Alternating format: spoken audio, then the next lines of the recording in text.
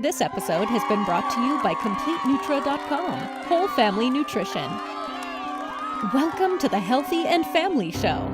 Each episode features interviews with doctors, experts, and real moms, revealing their secrets on how to keep you and your whole family holistically healthy. Your host is David A. Stone, award-winning movie producer, Amazon best-selling author, certified moringa grower, and founder of CompleteNutra.com, Whole Family Nutrition, which is committed to providing the highest quality, science-backed, non-GMO, all-natural nutritional supplements to keep your whole family healthy. Here's David. Hey, what's going on, everybody? My name is David A. Stone, and welcome to another exciting episode of the Healthy and Family Show. If you're watching this show, that means that you believe the health and wellness of your family should be top priority, but maybe you're a little bit confused with all the conflicting health advice out there. So our goal with this show is to simplify the facts and bring you the doctors, experts, and real moms to give you the tips and tactics that you can use and the secrets that you can use to make you and your whole family more holistically healthy. And so today I'm very excited because we are on episode 11. Can you believe that?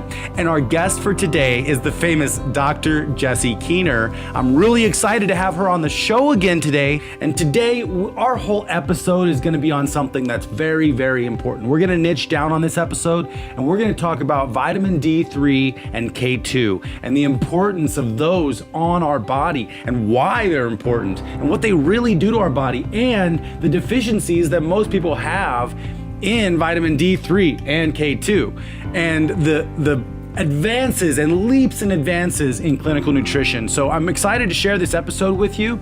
And before we get into this episode, I just want to talk about CompleteNutra.com. You can go and check out Complete Essential 6. This is vitamin D3 and K2. This is what we're going to be talking about for this entire episode.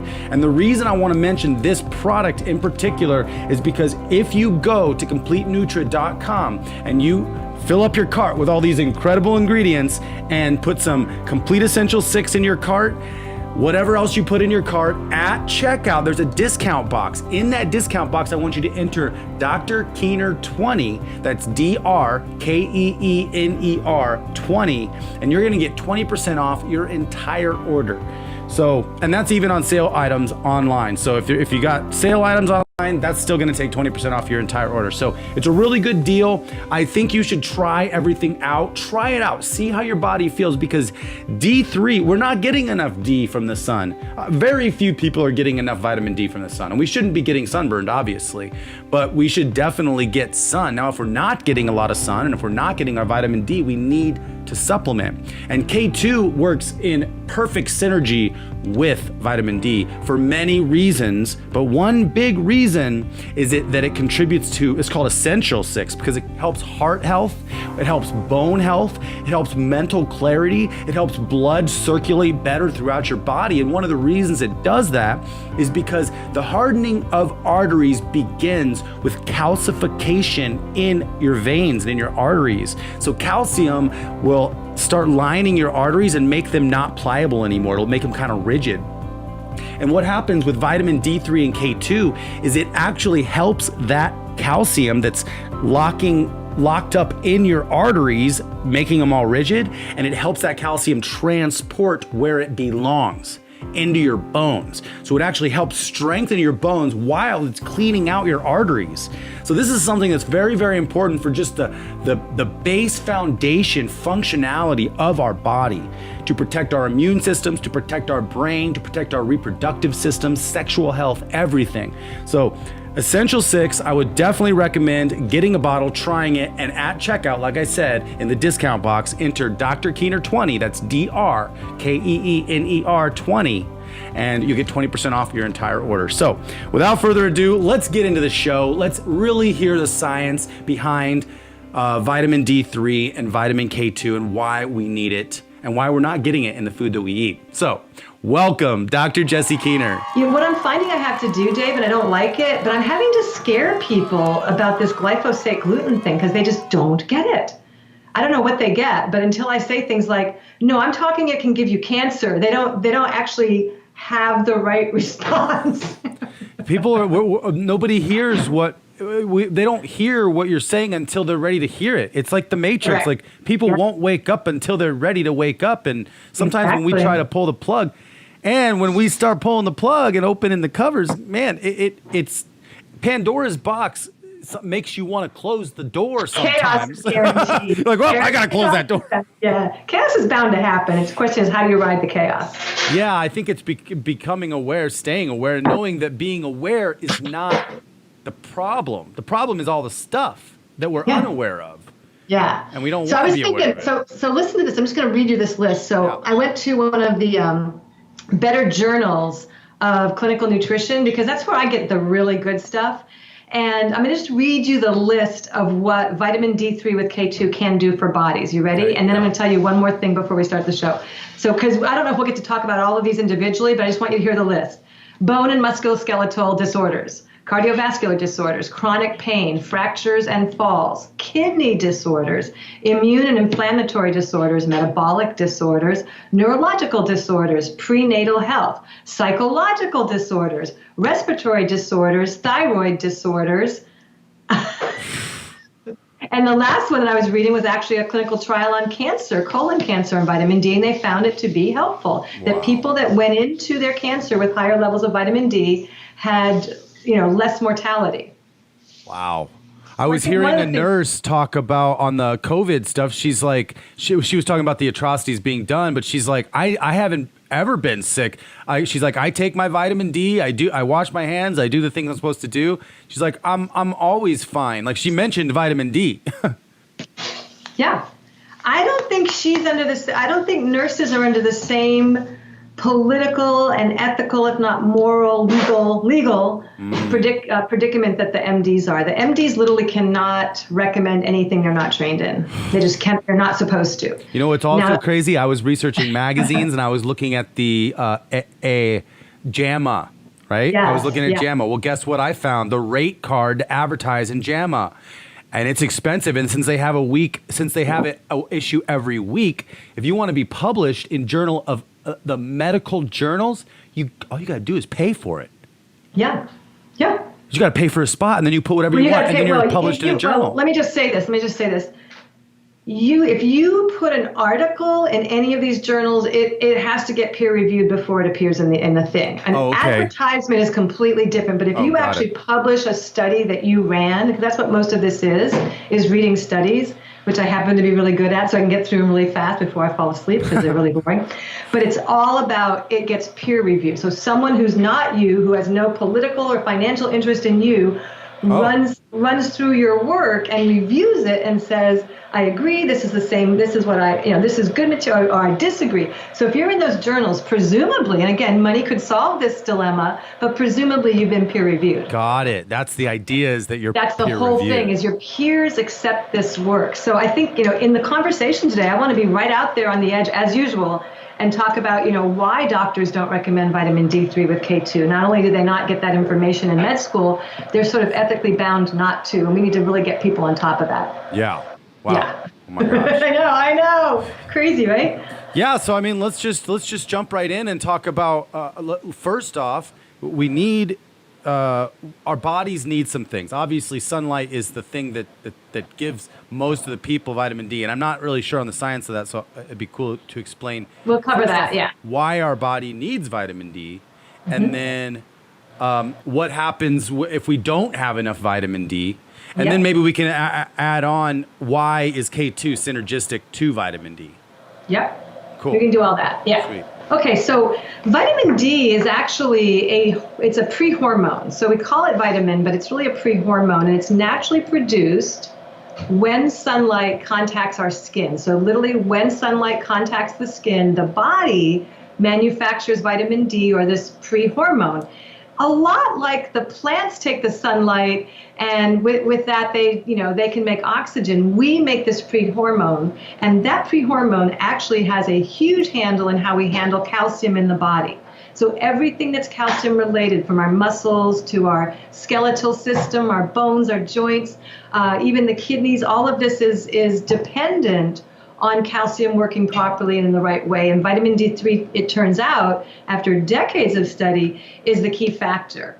So it's essential, and we don't manufacture it any other way except for when the sunlight contacts our skin. So that says a lot right there. That says that, how we were designed was to have a lot of time outside so we could manufacture our vitamin D. Now, that's great, but as decades went on and eons went by and cities were built and pollution got better and bigger, and now, gosh, we're spraying stuff in the sky to prevent global warming. We're really seeing a trend with Western civilization becoming vitamin D deficient. And we're going to talk about the dangers of the deficiency and all that in a little bit. But I just want to bring a second interesting point in, which is in the last 30 years, the emphasis, particularly in Western civilization, around sunscreen, it's through the roof.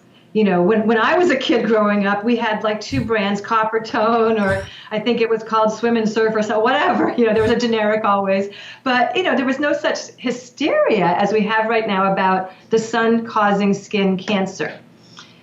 As it turns out, we've really been sold a bill of goods about this. It's really not accurate that normal sunlight exposures to healthy bodies causes any kind of cancer whatsoever. In fact, just the opposite. But what we have are very toxic bodies becoming more toxic all the time, and sometimes foolishly overexposing themselves to the sun. Sunburns, bad. A little suntan, good. A little daily suntanning, good. Daily sunburning, bad. So, there's just this range where the bodies are supposed to get this. It's built into our systems. The only other way we're going to get some vitamin D is going to be through food supplements, and that is just the truth about that.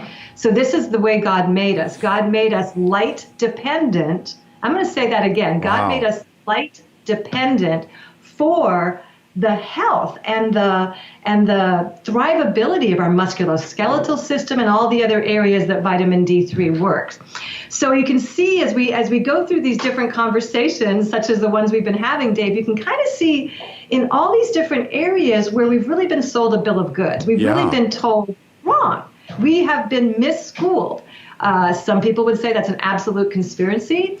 Other people would say, no, if Big Pharma's pushing for more chemicals to be sold, then you can see that would slant the research. And of course, sunscreen would look really good. I don't use sunscreen. I put coconut oil on my skin, which acts as a natural sunscreen and kind of a natural sun healer. And I'm smart. I don't go out in the tropics when I was living in Mexico for hours and hours. But I don't think sunscreen's a good idea. Lately, last 3 years, they've seen research showing that when you put sunscreen on and go into swimming pools that are chlorinated, it literally activates those chemicals, making them even more carcinogenic. So we have, again, the big pharma, big chemistry industry of the United States, all of which goes back to the Rockefellers, of course.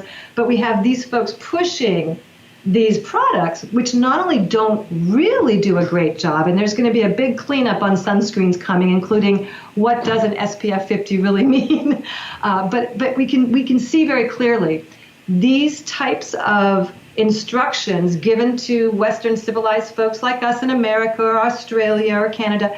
We're going to all en masse do the things we're told to do until we get enough people realizing, hey, wait, the emperor has no clothes. Oh, gosh, if I put sunscreen on my 3-year-old and put him with his water wings in the swimming pool, I could be inadvertently creating cancer for him. Oh, gosh, if I don't go outside because of Corona-19 and I stay in my house 24/7, I'm depriving myself of vitamin D3. So it's a very interesting thing when we start to understand how the body really works and what the body really needs to thrive. It just keeps going back to nature, right? It goes right back to, wow, we're light dependent, not artificial lights, but the very light that they're saying we need to protect ourselves from. So I think they're perpetuating fear of the sun. Don't go out, always cover up, and I do agree with covering up. In fact, that's kind of my version of sunscreen. Like you said, I use coconut oil, but then I bring a long sleeve shirt. So, the idea is get sun, so when you're wearing sunscreen, the idea of sunscreen is that it's going to put a film over your skin that will actually act as clothes and reflect any negative UV rays from the sun.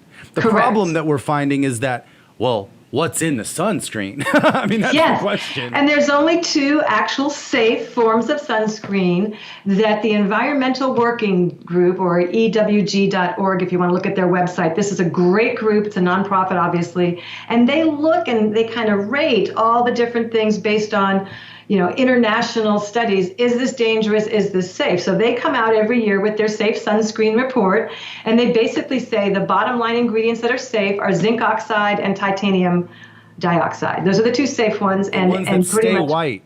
They stay white, and they truly just reflect. And you can get in chlorine, and it's not going to activate them and become carcinogenic.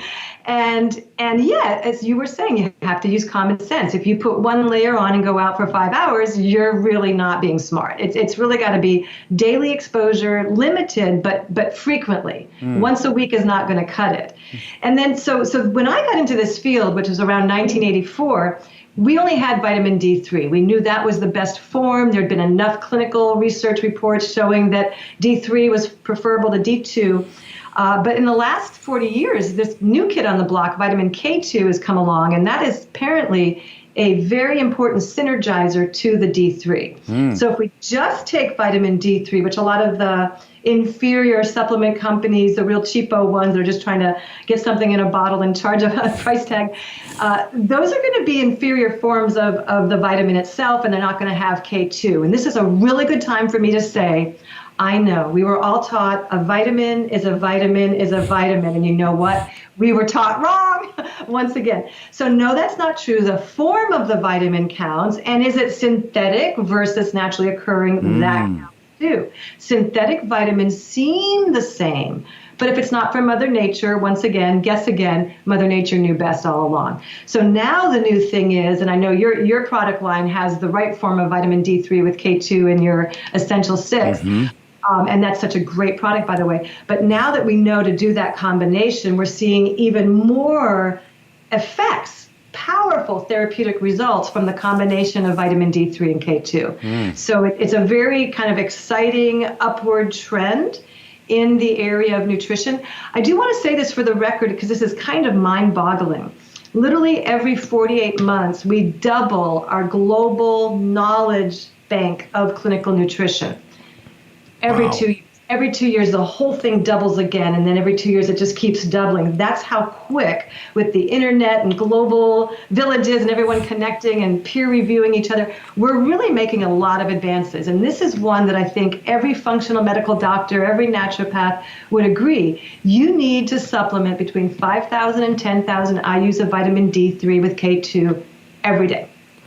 I'm hearing that from pretty much every doctor I research right now. Every good one out there, Dave, right? And I also want to say something about why, when we go to our internist for our annual physical, even with things like COVID-19 happening, which we're in the middle of right now, right? Why wouldn't a doctor say, Dave, it's a good idea for you to supplement this flu season with D3 and K2? If there's so much information out there, and if a lot of these functional doctors who are now published, have their own websites, have lots of followers, if they're saying do it, why isn't the average AMA doctor doing it? And I think it's a really important inquiry, and the answer is they're ethically and morally, if not politically and legally bound, to only practice the scope of what they've been taught. And in modern medicine, you only have 3 choices: prescribe a drug, do a surgery, or get them to radiation. That's really it. So because they're not trained in it, they're not allowed to do it. Which makes sense. That's why they're not. That's why they're not training in it, because there's no money in it. There's no money in it. And also think about this. It's a very sophisticated, tight little manipulative system, because they're not trained in it. With all the advances going on, with everything we know, they're barely being trained in it in 2020, right? So they're not trained in it. Could they do outside CEUs? Could they become trained in it? Yes, they can, but they risk being blackballed in their field. They risk being politicized. And I have losing many some medical lobbyist doctor monies friends, and things. Yeah, losing money, maybe losing some fame, maybe you're getting scrutinized by your board now for recommending natural things because that's not the scope of your practice. So it's a very interesting place that they're finding themselves. I'm really grateful I never did go and get a medical degree as opposed to the naturopathic medical degree that I have, because I'm trained in this. I can say this is the right thing. But I want to have compassion for those doctors. They're really stuck right now. I am fairly certain most of them can see above the waterline and see that the globe is waking up to nutrition, more plants in our diet, all the good stuff that we're focusing on in this show. And they're stuck. They can go home and buy it. They can tell their wives, we're going to take it, but they can't actually make that a routine part of their practice. I think that, again, COVID-19 being such a grotesque paralysis for the world and such a giant pause button has allowed for a lot of people to look outside of the margins of where they were and go, wait, there's something more to this. I should be supplementing. I wonder how to supplement. So it's so important that people understand you have to have a baseline program for your supplementation. In other words, these are the things you're going to take day in, day out, no matter what. The only time you might not take it is, say you were really ill and had some stomach upset. Maybe that day you didn't supplement. But literally, these are the things you're going to take 365. That's the thing. And everyone agrees, vitamin D3 and K2, that's got to be one of the majors on your list. And even if your budget gets shaved down a little bit, that's not one to let go of. You've got to keep going. Chronic pain people are getting relief from vitamin D3 and K2. That's an area that, 20, 30 years ago, we didn't even know. There weren't those studies, but now we're seeing it. So that's any kind of chronic pain, whether it's a minimal, say a 20% pain, or whether it's a major acute, I can't walk right now. Chronic pain is resolved partly with vitamin D3 and K2. So that's great to know. All kinds of hormonal and metabolic disorders. Since we know vitamin D3 is a pre-hormone, we know that it's going to interface with everything hormonal in the body. So metabolic hormones, sexual reproductive hormones. There have been some great trials showing increased sexual reproduction, whether it's infertility or whether it's, a little bit of a lack of performance. Those things can be enhanced by D3 and K2 also. And of course, it's essential if you're pregnant and nursing. It's essential because you want to make sure that your baby is developing all the right anatomy and neurological stuff. And interestingly enough, thyroid disorders. So this is an interesting thing with thyroid. I find it is the second most common female disorder out of 100% of my female clients. It is the second most common. It is rampant and it's so undiagnosed because our medical model only looks at one little aspect of the blood, which may or may not indicate how well the thyroid's working. It's called a TSH, or thyroid stimulating hormone. May or may not actually indicate how well the thyroid's performing. But if it's in the normal range, they say, okay, we're good, we're done. So what ends up happening is tons of women, mainly Western civilized women, of course, are having these slightly low thyroids, not enough to bump that test into an abnormal range, but they're not functioning properly. And then that can feed right into the osteoporosis, which is the other big area that we know that vitamin D and K2 are essential. So I think about all these women out there that are wandering around 10, 20, 30 pounds overweight, fast tracking into osteoporosis. They have no idea. It's a silent disease. You don't feel your bones losing their density at all.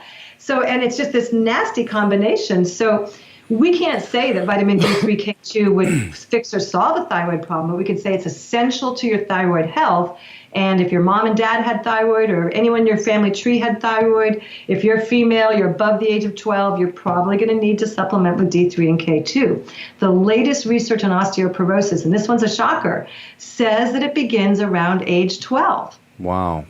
Yeah, so the moms out there watching, obviously you need to be on it, but if you've got adolescent girls, you've got to get them on it. And usually it's a very small, easy to swallow capsule. I'm so grateful. It is. Not hard to get into at all.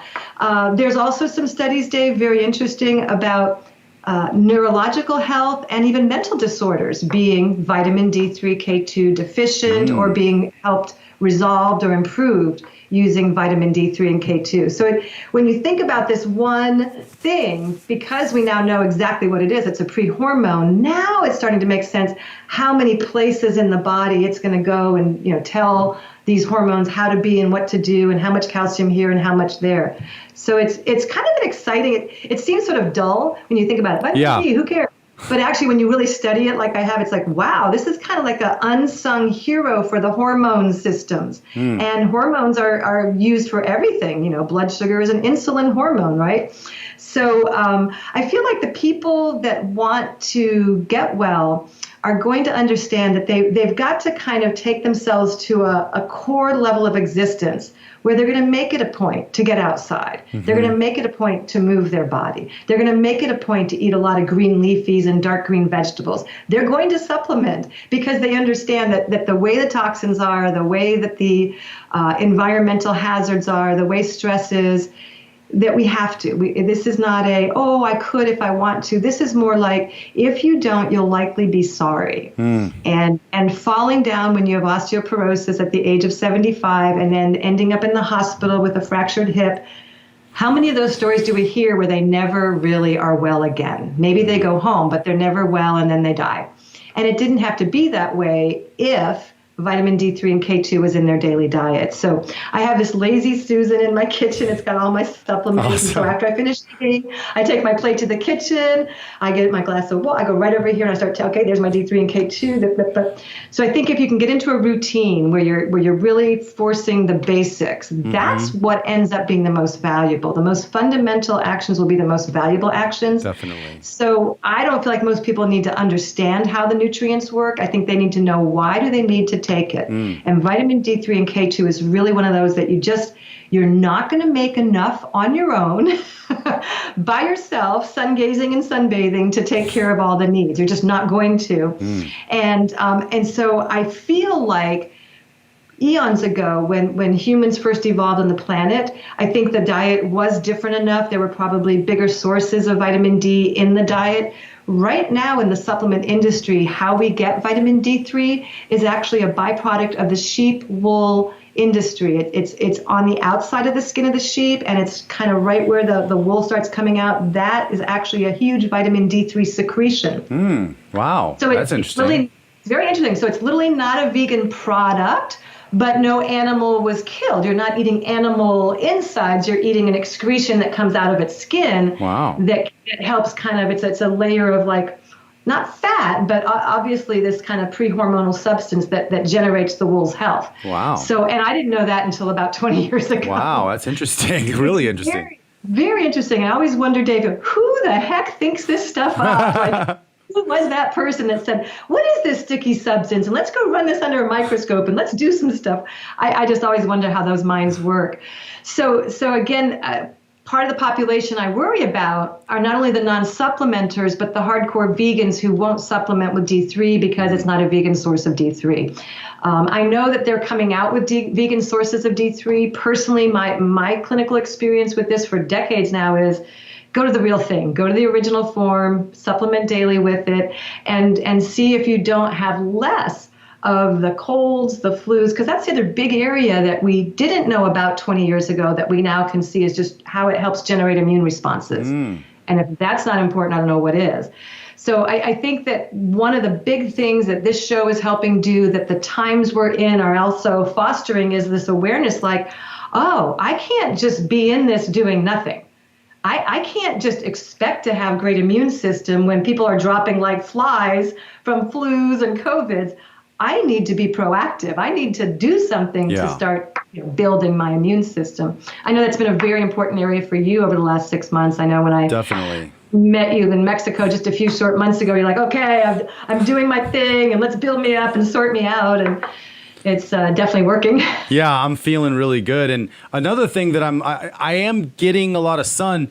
I saw one study, it's been a couple years ago, that said that a lot of times the people that are the most deficient in vitamin D are the people that are out in the sun all the time, because those are the people that are wearing sunscreen all the time, and they're actually never getting any exposure to the sun. It's so sad. They're more deficient. sometimes if they're always outside because they're so afraid of the sun that they keep lathering up. Yeah. I have family members that do it. They're outside a lot with their occupations and they're long sleeve, long pants, caps, collars up. I mean, in that case, you have to supplement. Like, you're not going to get it any other way. You have to. That's the thing. I think that, during the 70s when supplementation became popular, in the 80s it kind of started to boom, in 90s it was exploding, right? And I think when it first came out, when things like the idea of a packet of vitamins, remember those day packs that came out in the 80s? Those were really cute and popular. I think a lot of us thought, well, if I'm sick, I might need to do that. Or if I wanted to go to the Olympics, I might need to do that. But I can be fine not doing that. And what I want to go on record for saying is, those days are over. No. Look at the correlation. 70s, mid 70s, we get nutritional supplements starting to come onto the scene. But what else we get come on the scene? Glyphosate. Well, glyphosate. So when you're looking at that, it's like, why do we need nutritional supplements? Well, they started at the same time. Glyphosate started taking all the nutrients out of the food. Any nutrients we were getting in the first place now started leaving the food as the food was growing. So supplementation kind of became, right at that time period, probably really important, especially for the American population, which is nobody really knew it yet, what was going to happen. Right. But when you look back, it's so important, the supplementation, and it happened at that same kind of point in time. Yeah, a lot of tragedies went down from the 70s to the 80s. We didn't know what ConAgra was, when I went to high school, but by the early to mid 80s, we sure did. And we were kind of all waking up going, that can't work out well. And it hasn't worked out well, actually. Right, no, it hasn't. Since the 70s, we've had the flu shot has been invented. And we've just had thing after thing after thing after thing. Yeah, there's been a lot in just since the 70s. It's actually kind of remarkable. The advent of psychotropic, SSRI, things like Prozac, Paxil, all those serotonin reuptake inhibitors, those started all flying out into the public in the 80s. And I feel pretty confident that the old definition of depression, which was you have a serotonin deficiency, is now outdated. And there may be a minor serotonin deficiency, but the true depression is massive inflammation, massive. That you're so inflamed that everything is just, it hurts. It hurts to live. It hurts to get up. I don't want to do anything. And by the way, I've been there. I've been massively depressed before. But imagine if just regular supplementation could make a huge impact in that. And that's what I see. I see that all the time in clinical practice. So we can't do nothing anymore. When we did the glyphosate conversation, I talked about how the staff of life was transformed into the staff of death. This is another example. We can't not get sun. We need it. We were designed in a symbiotic relationship with the sun, for goodness sake. Definitely. So all this being indoors does not work. It can't work. It's going to foster problems. Vitamin D3 and K2 is amazing for inflammation. So in my mind, it keeps coming back to sort of what are the most essential things? If I could only supplement with maybe 5 things, Dr. Jessie, what would those be? Number 1 would be vitamin D3 and K2, and your dose would be anywhere between 5,000 and 10,000 IUs every day. That would be one for sure. And probably the next one would be a good omega product, a good fish oil. And probably the next one would be a little bit of vitamin C every day, because when we're under a lot of stress, which every American is, whether they think so or not, their bodies will say, yes, I'm stressed. The adrenal glands eat up vitamin C like crazy. So if you're working a job and raising a family, your adrenals are just chewing up vitamin C like candy. So you need to take vitamin C as well. Yeah, definitely. Yeah. I am taking it. Yeah, good. That's good. I think most people are smart enough that those 3 things for sure, they understand that makes sense to me and I can do that. Yeah. And then I'm a big fan of some of the other less known plant foods, even like moringa. So if someone said, I don't have a lot of money, but what could I do? I'd be like, okay, vitamin D3, K2, let's get you on a good omega, let's get you on a little bit of vitamin C, and let's get you on some moringa. And that would be a really good baseline for a lot of people that aren't fighting disease processes. That's just a really nice day in, day out. And then one of the things I found when I was researching vitamin D3 a few years back was that magnesium is also a coactivator for vitamin D3. So magnesium, Dave, this is interesting. Magnesium is the most deficient mineral for Western civilized people. And everyone talks about calcium. Like cramps. It leads to like cramping and things? Not everyone, though. See, that's the thing. All bodies are so different. It can lead to muscle spasms and muscle cramps. It can. But not everybody will get that symptom. It can also lead to sleeplessness, nervousness. It apparently, if you don't have enough magnesium, can lead to depression. So there's a lot of kind of interesting clinical symptoms that the average person may not know or recognize. Just feeling tired and weak can be magnesium. So now, are there like natural doctor offices where someone could go in and like maybe do a blood test or something and then get results, and then the doctor could say, like, actually see the results, say, hey, you need some of this, you need this, to a different level? Or is that a thing? It is a thing, and the answer is really yes and no. So you can't do a blood test because the blood will just show what's happening now, as opposed to a urine test, which would be more accurate for nutrition. So you could do a urine test, and it can look at your metabolites, and it can look at, different things that would indicate the need for certain vitamins. And there are labs doing those tests, and there are functional doctors who have broken the mold and broken out of the AMA stigma around supplementation and have thriving practices in all over this country. They don't put ads in the newspaper. Like it's all Gundry or Gundry. Dr. Gundry. Like Dr. Gundry. He's an MD. He's an MD. Yeah. There's so many now. There's many, many, many, many. But testing for how much nutritional supplements you need, so say you did do a urine test, you would probably need to do it again once a month. So that's kind of the challenge. To get your rhythm, to find the... You have to keep tweaking and tweaking and tweaking. So that's the way you would test. You would actually get on a routine, like a monthly routine of because the testing. Body's so dynamic. And say you were massively magnesium deficient and massively vitamin D3. And so you're doing kind of a build it up for 30 or 60 days, but you won't need to keep doing those doses. But then you get to see your graph if you continually go get your checkups and see where you're at. That's good. In my fantasy, this is the doctor's office of the future, is you will run these tests. You will then be told this is exactly how you need it to go. And then my real fantasy is they say, and give us a week and we'll have that shipped to your door. You'll get 90 packets of pills and just take one a day after breakfast and one a day after dinner. Done. And then we'll test you at the end of that and see how you're doing. And we'll see you in a month. We'll see you in a month, and we tweak it. And their manufacturer just makes those little packets, and depending on what they order, that's just what goes into Dave Stone's packet. Yeah. So that's, I think, where this is going. And Lord knows we have the technology for this. It is very interesting how lobbying really does matter. And I can say, because I've been involved in nutrition supplement companies that did custom nutrition. We literally sent a urine collection kit to your door. You would collect your urine and put it in the FedEx packaging, call the 1-800 number on the outside. It would go to the lab would process it, real time the information over to the formulary. The formulary would make your product and put it in those little life packets, ship it to your door. It was amazing, all based in award-winning clinical nutrition. Now, what do I mean by award-winning? I mean Nobel Prize for medicine was given to various scientists that worked at this lab. Wow. And they were making these formulations based on all their decades of research.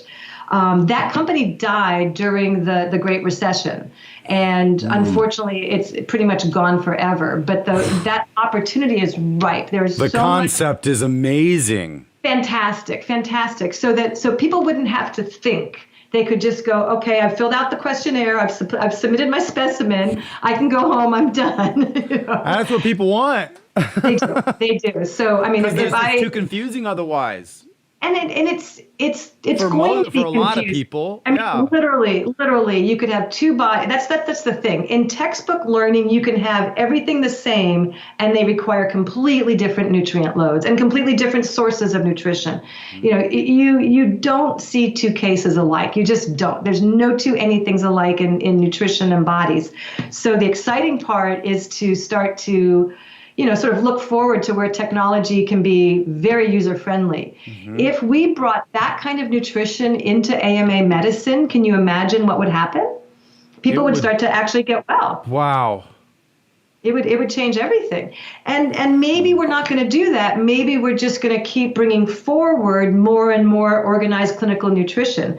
Maybe we need a surgeon general, and maybe we need a nutritionist general that could tell the public, because the surgeon general came out with how to eating guides, and it's all just crap. It's just terrible. Oh, but right. If we had a clinical nutritionist general that was, president appointed, had degrees in clinical nutrition, heck, maybe even won a Nobel Prize themselves as a scientist, these would be the people saying, here's how you eat, here's how you supplement.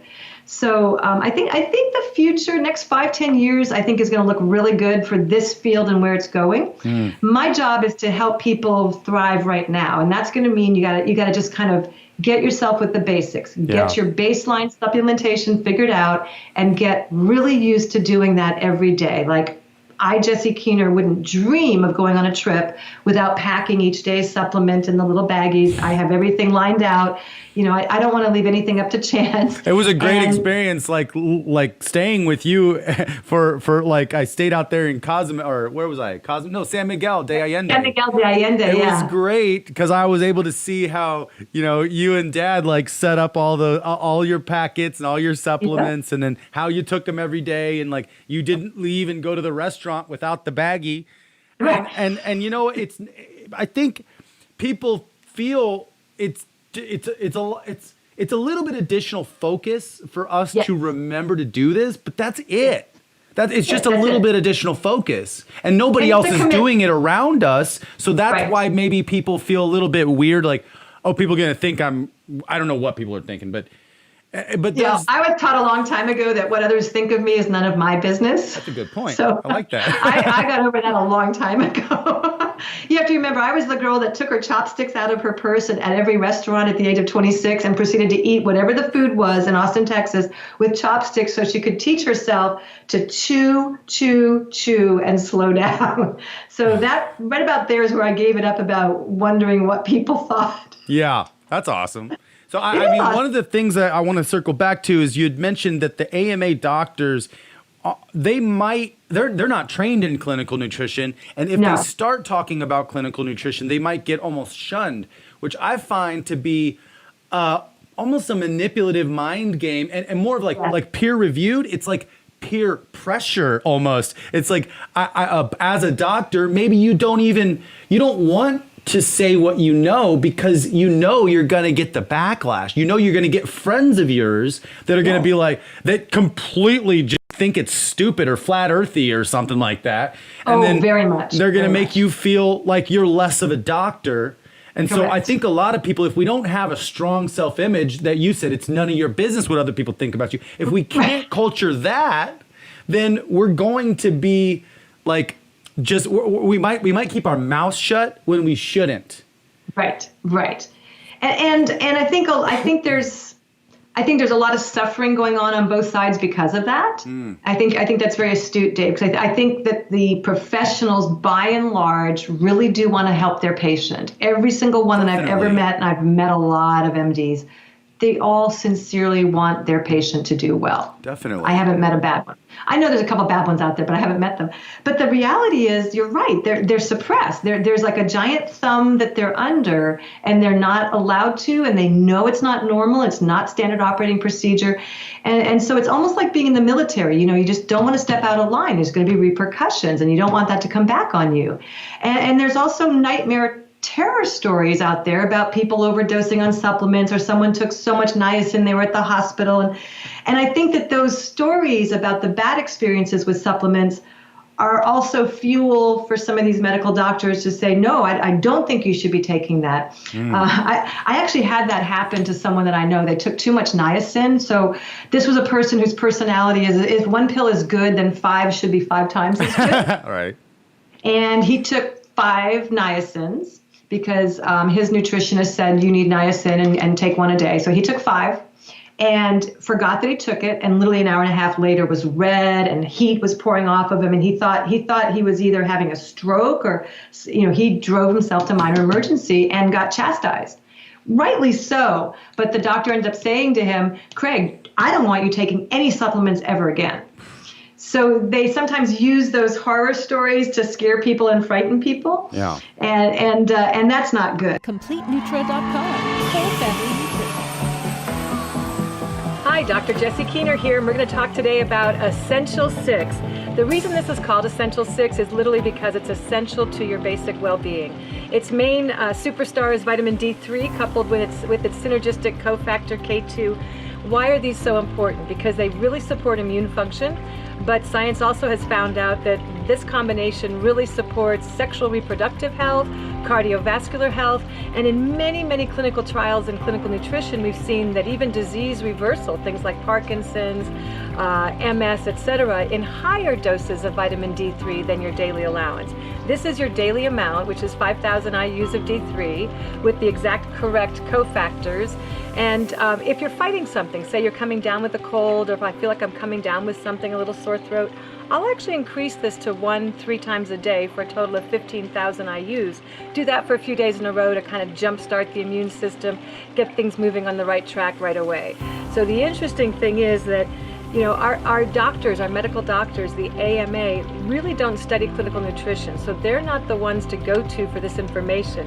You really have to work with people that have been trained in clinical nutrition and have read the trials and understand why things like vitamin D with K2 are so important. So again, Essential 6, it works in 6 different directions of the body's functions. Everyone, mom, dad, kids above the age of 12, everyone needs this, college kids for sure. So get your Essential 6. CompleteNutra.com, whole family nutrition. One more thing that we haven't covered ever that I think is worth mentioning. I said briefly that vitamin D3 and K2 is essential as a prenatal support. I want to just go ahead and tell the truth about prenatal vitamins. 99% of the prenatal vitamins out there are bunk. And if you got it prescribed by your OBGYN, it is toxic and won't have anywhere near the nutrition that you really require. So that is just a very bad deal. So there are supplement companies that manufacture for the pharmaceutical industry, such as these prescription-only prenatal vitamins. As an example, only one of many. And they use the cheapest ingredients. They use toxic fillers. They use toxic dyes and colors. I can't help. For a pregnant woman, right? Can you even imagine? So you're way better off putting together your prenatal yourself. You can look up any supplement company's prenatal vitamin and make a decision right then and there. Do I want to buy that product? The good news about the last 20 years is there's been some great prenatal vitamins that are out on the market, but they're not prescription, you see. So that old mindset of if my doctor prescribed it, it must be the best. Yes. Throw that out the window. That one died probably in the 70s. Yeah, You're it's not right. best. That is terrible. still a hook. If we can get it on the shelves without a prescription, sometimes we think it's lesser of a medication. Exactly. That's fascinating. One more fascinating thing that it's related to vitamin D3 as a topic, so I'm going to pull it in here, is that many times I'll have a client come in and they, maybe they're new as an example, and we're doing the intake and they say, oh, and I was vitamin D3 deficient last year. When I did my physical, my doctor actually did my blood test and called me up and said, you're vitamin D3 deficient. So I went to the pharmacy and picked up my script and I said, okay, good. And how did that go? And they said, oh, it went fine. It was 25,000 IU pills. Okay, normal dose is 5 to 10,000. That's a normal dose in clinical nutrition. These were 25,000 IU pills, and you take one a week for 4 weeks. So I'm wondering out loud, why would a product want to force that much vitamin D3 through a liver at once? It doesn't make any sense whatsoever. So again, if you go to your doctor and you should ask for your vitamin D3 levels to be checked. You should always do that once a year. And if you are low, they're going to prescribe that. Don't go pick it up. Just don't. Just thank them, and go to a really good nutritional supplement company and get your vitamin D3 and K2 and take your 10,000 IUs every day. Lastly, but also importantly, the lab is the one who sets the standards for all your blood tests. So no matter what you're running a test on, your normal range was actually set up by the lab itself. And how they do that is they look at all the scores coming in and they take out the top 10 numbers and they knock out the bottom 10 numbers and they start averaging, and right there is your normal range.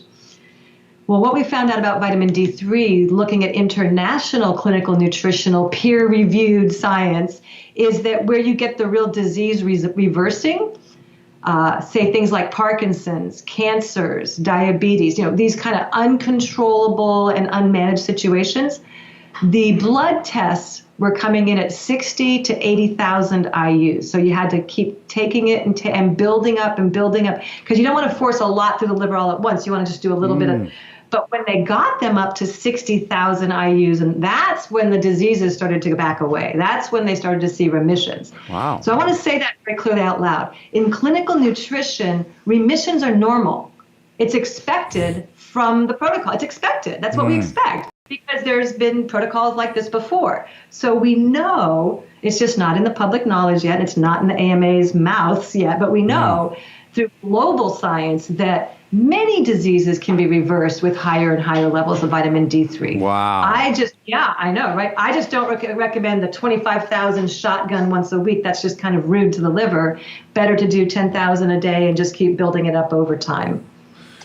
You know, you helped because we had the vitamin D3&K2 in Complete Nutra, and you helped us come up with the name, which was why we called it Essential 6, is because there's 6 foundational main areas, big areas that it helps your body with. Now, when I was researching more of this, one of the reasons, a couple things that it does, you can correct me if I'm wrong, is the D3 and the K2, you said it helps your heart and it helps your bones. And so one of the things that I'm learning is what it does is it helps your blood flow better because it takes the calcium out of your arteries and puts it into your bones. It into your bones. Transports it and makes the calcium go where it's supposed to go, because without that, what we do is we get tough, stiffened arteries. So because the calcium, it goes on the walls of the artery, and that's actually causes the hardening. It also goes to the kidneys and makes kidney stones. So we get more elastic arteries. Yes.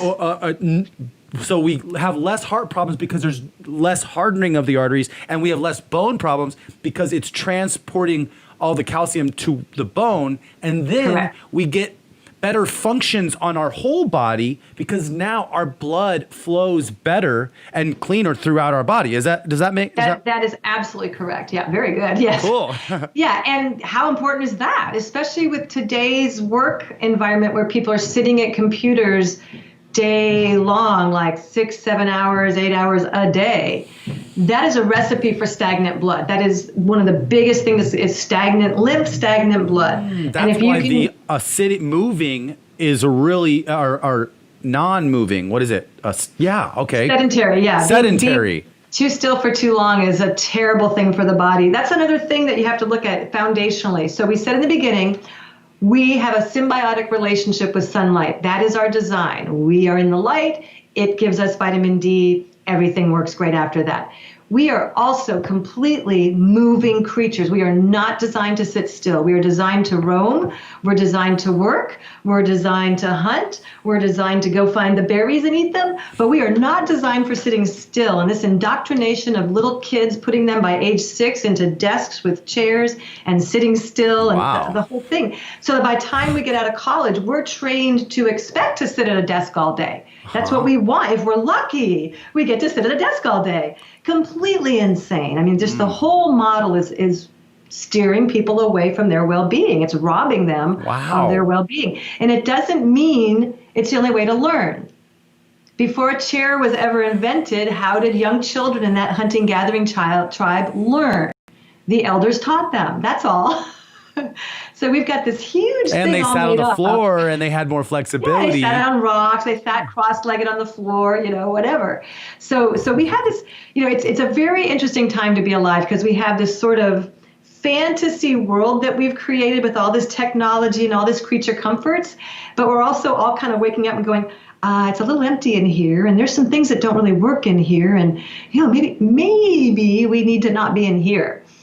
So the ideal classroom, since we talked about my fantasy of the doctor's office of the future, my ideal classroom would be weather dependent, mostly outside, and often walking while learning or reciting or teaching. And recitation would be more like learning important things and memorizing them, like, calcium helps my bone build strong, and you're on a hike and you're reciting things like that. This repetition and adding and subtracting, all that stuff, that's very basic stuff that can be taught in multiples of ways.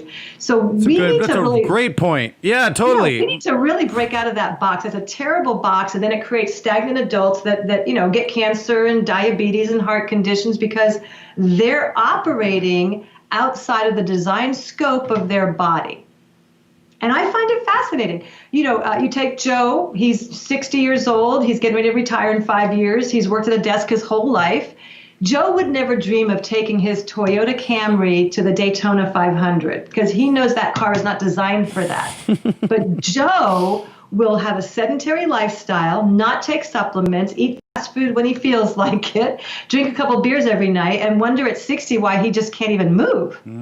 And it's because we're dishonoring the design scope. And I think that a proper physician needs to know the design scope, needs to teach the design scope, and needs to model it in their own lifestyle. And that's another thing we've gotten so far away from. Like if you go to a doctor and you're sitting in that little robe that's tied in the back and you're feeling all kind of cold and shivery in their air conditioning, they don't ask you any questions about exercise. They rarely ask any questions about vitamins or supplements. The whole thing is just this weird abstract in my mind. It's not real. It's not like, Dave, who are you? And what's your lifestyle like? Yeah. And how many meals do you average? And how many poops a day do you have? And I actually ask all those questions in my intake because you have to. Because if we don't catch that stuff and address it, then that person's going to not get their goals met in my care. So it's critical that we look at that. And I just tell them the truth. Okay, well, your goals are great, but if we don't get you moving, we're not going to get there. So I just tell them the truth. If you don't move your body, you're not going to get to those goals. If you don't get outside, and I've had people argue with me about the sun, really argue vehemently about if you don't get outside and get at least 20, 30 minutes of sunlight on your body a day, you may not thrive through flu season, and then they want to argue about that. But the reality is, no, that's really how you do it. That's how you do it. Yeah. So it's an exciting time for you, I'm sure, to be doing this show where you get to bring all these different talents together and really help your audience see what's possible, what's different. We need people to follow. We don't always want to be thinking of ourselves as followers, but thank goodness someone else has already broken the ice a few times on this stuff. Definitely. This is not new. This has been going on. People have been supplementing now for nearly 50 years. And that's the most encouraging part for me is that this isn't new stuff. We just not at all. We just need to get it out into the open. It's just there's this peer pressure thing that just there is a peer pressure. It's like a blanket covering everything, like a heavy blanket. Very dark, dense blanket. It's the same thing I was hearing. You mentioned Zach Bush to me, and I've been researching him too. He mentioned the same thing is happening with physicians not knowing about clinical nutrition. Well, the same thing is happening for the farmers with GMO, because in these areas where these huge farming areas in the Midwest, well, all the farmers know each other, and what happens is they're all using GMO crops. Now, if one of them decides to go to natural agriculture, that person is ostracized. And so most people don't do it because they're afraid of the peer pressure of the other farmers in town. Yeah, that's why in India they had to run all the GMOs out all at once. And mostly the women mobilized because their husbands were already dead from suicide, by the way, because they had failed their crops. And they ran them out because they saw their demise right around the corner. And I think one of the reasons this is actually the case is we're acting like, oh, these other farmers are trying to drive them out. Well, actually, it's the owners of the glyphosate, because what happens is they buy hundreds of thousands of acres, and then they ask farmers to come and live on the property to rent it out and to farm that area, but they have to use their seeds. So they have to use their seeds. It comes from the very top. And this is what I love about Zach Bush. He's taking 5 million GMO acres with his Farmer's Footprint initiative and converting it to regenerative agriculture. Yes. It's so exciting. It's so exciting. But it's we got to break that stigma. That we have to. Pressure, the high school BS. It's going on the top levels of things. It's such BS, and it's such a con job. I mean, listen. If I'm in a car accident and I've got a severe laceration on my thigh, I want AMA, I want EMS, I want AMA, I want surgeons, I want whatever they got. Definitely. They are awesome Yeah. at crisis intervention. They have nothing on how to thrive. They have nothing on how to regenerate organs and glands, which good clinical nutrition, expects to be able to do that. They have nothing on how to reverse the aging process. They're limited by the scope of their training. We can cut, we can burn, and we can drug, and that's what we can do. So, And that's the other thing. again, The point we're not. I don't think we're saying that there's a big benefit to AMA. It's just there's a big gap in the knowledge base. It's so necessary. Like hospitals and doctors and critical. surgeons. We gotta have them. We need them. Yeah, for any kind of thing. But not prevention. Nobody's talking about prevention in AMA because it's not about that. Well, you have to remember how the AMA was started. Prevention would be like the Antichrist for the AMA, because they were founded through the Rockefeller grant based in the new science of analyzing petrochemicals, because the oil industry had happened and Rockefeller had Standard Oil and he had tons of money. He was huge. In fact, Standard Oil was such a big, powerful oil company, the U.S. went after it and said it's a monopoly. We have to break it up. I remember that. Yeah. He was like a billionaire already. Okay, so he said, I have all these science guys, and they're telling me how great these petrochemicals are, and they can break them down in different components. He goes, let's figure out a way to make that consumable for people. We're going to change medicine forever. We're going to get people on these as medicine. So what am I saying? I'm saying that is so odd. Byproducts of the oil industry were figured out how to manipulate and titrate and do different things with them, and then get them in people's mouths through the doctors. Oh my gosh. That's what I'm saying. Yeah, oh my gosh. So nothing natural. In fact, all the naturopaths were stamped out and run out. Not only nothing natural, everything from the petrochemical industry. Fascinating. It's just fascinating. So that became pharmaceuticals. Yes. Basically. Yes. Like oil derivatives. Yes. Adding heavy metals, adding other toxic things too. It's like, you bet. Hey, we've got all this fluoride. Let's try throwing that in, and we'll call it Prozac. Whatever. See what that does to people over the course of a whole bunch of years. It's kind of like just studying.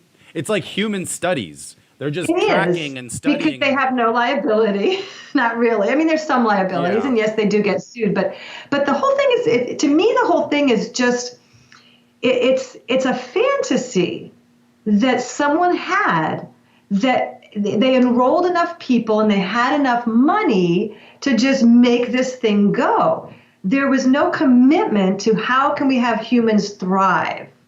In fact, at the same time that he was doing that, there were humans asking the question, how do we make them thrive? And there were some great Americans doing that. And one was the last name Kellogg, who had a retreat center because he had figured out that people should have more fiber in the diet, because at the turn of the 1800s and the 1900s, it was like potatoes and meat and carrots. And he was like, no, we need more grains, we need more vegetables, we need to have greenery, we need, let's get their fiber intake up. And that was the beginning of the Kellogg cereal chain, which is now, of course, a Roundup, glyphosate, toxic bomb. It got bought out. So those people were laughed at by the AMA. So this stigma about the naturalists and the natural way, that was there from the beginning. It was inherent in the founding of the AMA. So when you have sort of a state of mind and a state of being in your makeup, in your foundation, literally, of course, all these years later, what is this now, 100 and some odd years later, that stigma is still there. No, we're going to stamp out all these natural guys and girls, and we're just doing our thing here. Fascinating. Wow. But that's why we need lots of us. Yeah, the thing too is that just like you had mentioned in our 5G episode, is we're trained to not do anything until it's super urgent to do something. So I was like, what is it going to take for people to realize that 5G is bad for you? You're like, it's literally going to take a bird falling out of the sky next to a 5G tower, or it's going to take someone talking underneath the 5G tower and their nose starts to bleed or their ears start to bleed. Pretty much. Then people can be like, oh my gosh, we should not have 5G. We got to run for our lives. Until then, everybody's like, whatever. And I think that we're trained to, just like in screenwriting, it's got to be a life and death situation. the preventative measures are not sexy. They're not urgent necessarily. Not at all. And no glamour. The cure or the fixing the urgent matters. Like whenever we just wait till it's all the way urgent, and then we go in, and then we might need some surgery, we might need something else, or we might not. We might be able to fix it with clinical nutrition, but we're already in an urgent state. It's like if you go to the doctor, which happened to a friend of mine a few years ago. He go into the doctor, they told him he had lung cancer, he was 32. Immediately they tell you have cancer. What do they say? You're gonna die like next week. We gotta get in there now. We gotta give you chemo. We gotta they don't let you think. It's like they're not saying, okay, look, you have cancer. Let's take a week. Let's sit on this. Let's really determine some options on how we can move forward. No, they're like, let's give you rounds of chemo and radiation now before we really, and let's biopsy this and crack open your egg. Let's open up that thing and get it spreading really fast. Immediately they gave him a biopsy. He was 32, and immediately the cancer went and spread everywhere, all into his body, like in a day. And then they're like, oh gosh, now it's spread. Oh, so we now gotta we give gotta you really get in there. give you chemo. Then they did, and he almost died, and then he came back and he had some strength again for another week. What did they do? Hit him with another round of chemo to finish it off. Yep. It's unbelievable. The cancer industry is, the whole thing is really evil, and nothing in our cancer industry works. There's actually nothing that works. I mean, can you cut a tumor out and have the patient live and live well? Yes, you can. But the odds are against it because the tumor happened for a reason. And if you cut it out and the patient heals and seems to be fine, the reason was never addressed. So there's going to be another tumor or another cancer somewhere else, and it's just going to keep on moving. Cancer is the natural way of telling the body that you either change now or forget it. Mm-hmm. But the change has to be 100%. It can't be a little change. So then we just cut it out. Don't worry about changing. Don't worry about changing. We're just going to cut that out. Come back when it comes back. Right. Yeah. Because it will come back if we just cut it out and don't change anything else in our lifetime. Like cancer is a sign. Yeah, cancer is the sign that you've really messed up, you've really neglected your body. I only saw one case where that wasn't true, and that was a Vietnam vet who was poisoned with Agent Orange. So his cancer was not him screwing up, that was a war, right? Every other cancer, it's the body saying, I can't take this anymore. And actually, making something into a tumor is a very intelligent way of protecting the rest of the body. So what the body does is it keeps trying to get your attention with different symptoms. You don't do anything. You don't change. It's trying to extract waste, and it's not able to get rid of the waste. And if you don't make any changes, then it's going to encapsulate that terrible thing, and put tissue around it, and maybe several of those, because it's trying to protect the rest of you. So cancer is actually the body's last-ditch effort to save your life. That's what cancer actually is. It's the last-ditch effort. So you're right. We have a very bad way of orienting with these tumors. Well, first we're going to biopsy it. Oh, great. So then anything in there is going to come out for sure. Yeah. Then the complete neglect that the body generated this for a reason. Like that's off the table completely. Yeah. But in naturopathic medicine, and I'm sure other forms of natural medicine, we have to ask that question, like, all right, so how did this get here? Like, why is the body doing it like this? And it's like you turn your hose on full blast, and then you kink the end of your hose, and you have tons of water pressure, and it's going through this hose, but it's not going anywhere. So all of a sudden, it pops a little, psst, and then it's like a little bubble comes out of the hose, because that's the only where the pressure can go. And so I feel that that's kind of like what's happening with cancer. It's like, but see, our body is smarter than that hose. Our body builds the protective layer around it. We call it a tumor, but we make it wrong. The reason it's there is because our waste, we're supposed to be getting rid, but we're overloaded with toxicity on every single level. When the detox processes get bogged down, and with the toxicity of our chemicals and pesticides and fungicides and EMFs and glyphosate, cancer is inevitable. If you're not detoxifying, it's pretty much a good given that you're going to get cancer in our world today. And I would never have thought when I became a naturopath that I'd be able to say that sentence and mean it, but I mean it. If you don't have your detox processes going, you'll probably end up with cancer. That's just the truth. Yeah, and if you're not supplementing, you're probably going to end up with cancer. I've also heard that all of our bodies actually have cancer present, Yes. but it doesn't get enacted necessarily unless we're really clogged up or too overloaded toxic. Is that true? Yes, absolutely. Absolutely. Which is why I'm not afraid of cancer. Yeah, right. Because it's part I of really us. know how to detoxify. It's the final protection layer. It's the final lever. Wow. Yeah. So you can see how the AMA approach is just completely wrong. Yeah. They're looking at this thing as the cause, and no, that's the final symptom in years of stuff not working right. But again, the AMA doesn't detect for those things. We don't have AMA tests that look at, is your liver detoxifying properly? Do we have that information? Yes. Does the test exist? It actually does. Wow. Is it being run in the AMA? No, it's not. So they're not looking to see, is this body, well, let me say it differently. They're not checking to make sure the body's detox processes are working well. They're not checking on that at all, which is good for them because then they'll get a lot of diseases to treat later. But if they actually use the science, which is globally available, to make sure the detox processes of the body were working well, then they wouldn't have a long-term patient. And so when we're talking about D3/K2 with like maybe clearing the blood will flow a little bit better through your body, the veins and arteries will become a little more elastic. Is that helping? Is that helping with waste extraction too? I mean, is that helping? Not directly, but indirectly. So there's a correlation, and it's a good one. So not a direct. In other words, having enough D3/K2 won't instantly cause cells to start opening up and draining out their toxins. However, having enough D3 and K2 will reduce inflammation, which will actually get the cells to a state where they can open up and detoxify. Inflammation prevents detoxification. That's not really well known out there yet, but that's a good one for us to keep telling people over and over. If you're inflamed, there's no way you can detoxify properly. Wow, So which again, is that's so why many D3 people. Right, so many people. That's why D3 and K2 is my number one supplement, followed by omegas, because if you go down that pathway, you're really addressing the inflammation, you're addressing the elasticity, you're addressing the flow of the blood. So that's really critical. Moving is also critical. Moving the body keeps the detox processes working.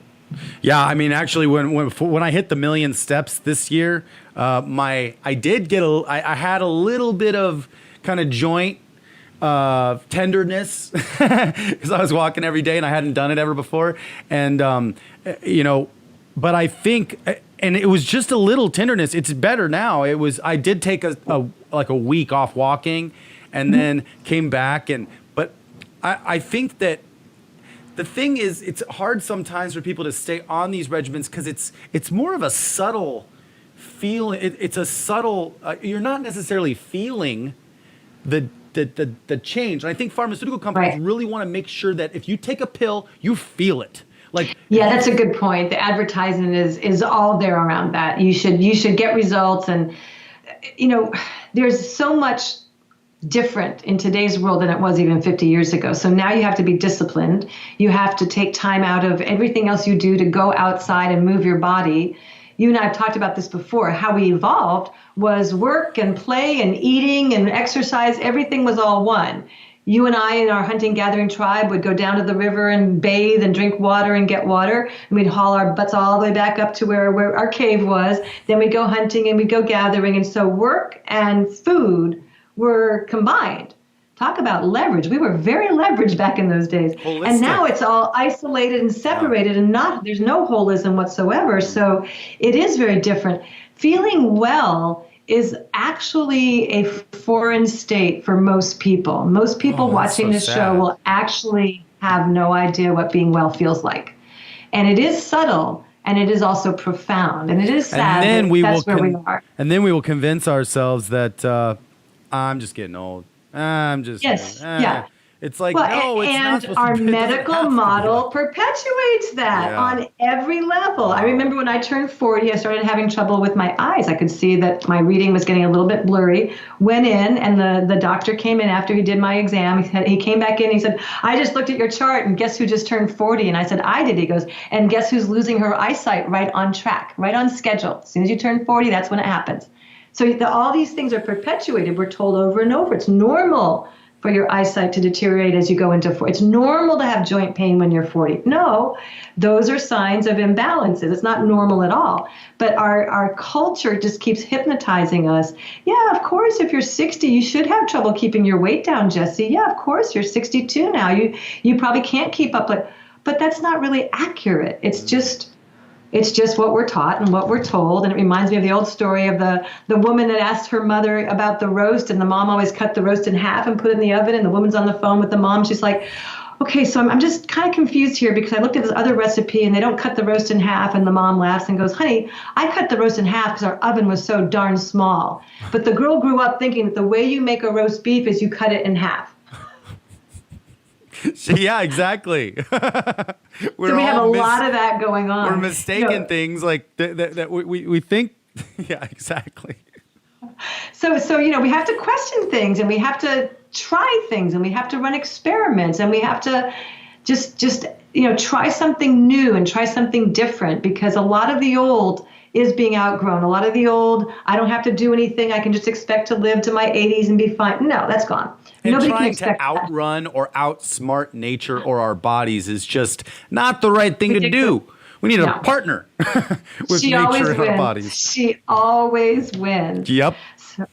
So I love that we've had this conversation, because I think we've covered some really great stuff, and I can't wait to do another show with you, Dave, because our topics are always good. I think the next topic that's really coming to me, I mean, at some point we could talk about moringa, but really I think moringa is a piece that can help a lot of these topics we're talking about. So I like the overarching big ones. And one of the things that I think is becoming so prevalent, and a lot of people don't really know what it is, and I necessarily didn't quite know what it is, I think I need a lot more illumination, is metabolic disease.